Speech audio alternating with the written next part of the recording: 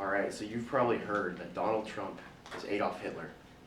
Wait, Now, why would America re-elect Adolf Hitler? Why would Joe Biden commit to a peaceful transition of power to Adolf Hitler? Well, the media has another prescription for this. Sonny Hostin from The View said Latinos in rural counties moved 25 points to Donald Trump. And the reason? Well, they're misogynist, they're sexist. Now, I think this is a very harmful narrative, and I don't care whether or not you support Trump, because I know he's quite the horrible figure. But what I would say is that there is an argument to be made, and that my argument is that I think Donald Trump was a better president than Joe Biden. Now, I think it's for three reasons. The first one is foreign policy, the second one is immigration policy, and the last one is energy policy. And we're going to break it down, and then I want to talk about some concerns, because I also think there's many concerns with Trump. So, the biggest failure of the Biden administration with foreign policy was probably Afghanistan. Now, in Afghanistan, Biden, after taking office, he undertook a superficial review over Afghanistan policy, one that totally ignored the advice of his top military advisor and his commanders on the ground. And on April 14th, 2021, he reversed the Trump administration's condition-based withdrawal and announced all U.S. forces would be withdrawn on September 11th of that year, whether or not the Taliban was holding up their end of the 2020 agreement. Now, Trump's policy for this was called peace through strength. For example, when he was negotiating and he wanted to leave Afghanistan, he went to the leader of the Taliban and he said, if you so much as harm a hair on the head of an American soldier, I'm going to blow you off the face of the planet. And then he took a picture of the guy's house with the coordinates and he sets it on the table and he walks out. And there was not a hair on an American service member harmed for 18 months. Now, unfortunately, because of the Biden administration's lack of considering this strength, what they ended up doing is leaving behind $85 billion because the Taliban kept growing and growing and growing during the Biden administration. And unfortunately, 13 service members were killed in that withdrawal through a bombing. So, imagine you're Vladimir Putin and you see this video. Russia will be held accountable if it invades, and it depends on what it does. It's one thing if it's a minor incursion and then we end up having to fight about what to do and not do, etc. But if they actually do what they're capable of doing with the force of mass on the border, it is going to be a disaster for Russia. So, you just saw, you're Vladimir Putin and you just saw Afghanistan. In addition to that, you just saw that video where Biden wasn't strong on the borders of Ukraine. Now, in the end, the West did end up having a great response to Ukraine, but I don't believe that under Trump, because I think Trump would have threatened Putin, I don't think Putin would have ever actually gone into Ukraine. And that's up for debate, but that's called deterrence, and it turns out that works in foreign policy. It also works in immigration policy.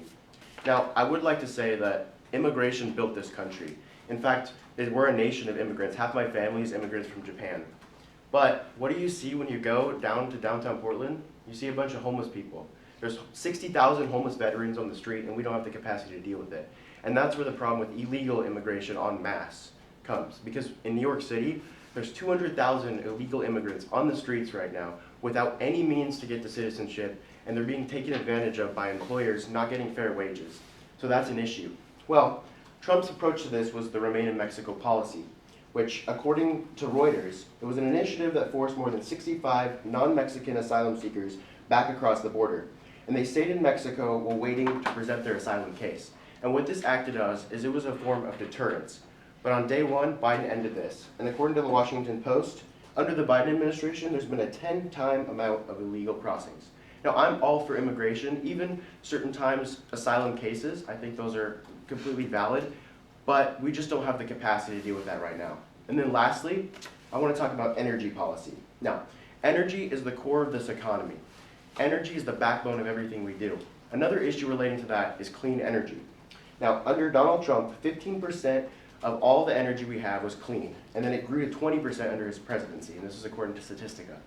Now, under Biden, it went from 20% to 22.5%, and yet let me ask you, Biden invested $3.1 trillion into clean energy, and that was the results. Now, why is that?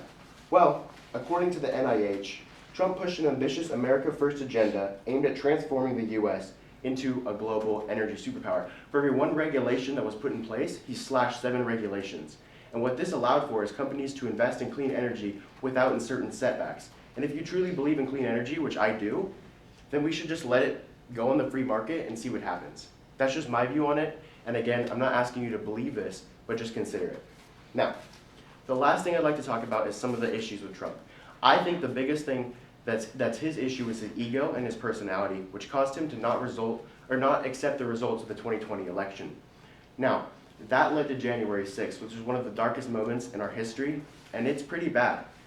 But what I would say is that that's not unique to Trump. In 2016, Hillary, she didn't want to concede, and so there was riots among Portland, stores burned down, and over millions of dollars of damage is done. Now, that's not discrediting January 6th, but political violence is awful, but it happens on every side because we're all human. And the last one I'd like to talk about is his rhetoric. Because one of the things that's wrong with his rhetoric is he'll often make blatant statements that will demonize certain groups. For example, in the debate with Kamala Harris, where he said immigrants were eating cats and dogs, that demonizes immigrants, and it's a big issue. Now, I bring those up because I want to say that Trump's not perfect. Politicians aren't perfect. They're politicians. They're humans like us, and we shouldn't put them on pedestals. But the American people overwhelmingly voted for Donald Trump. And so I present this argument to you guys so we can consider the immigration policy, his foreign policy, and his energy policy. I'm not asking you to believe this, but what I am saying is hopefully his argument will give legitimacy to some sort of, to Trump supporters and people who voted for them, and so that we can dispel the narrative that they are racists and that they are sexist. Now, obviously, there are going to be some on each side that are like that, but the vast majority of people aren't like that. Thank you.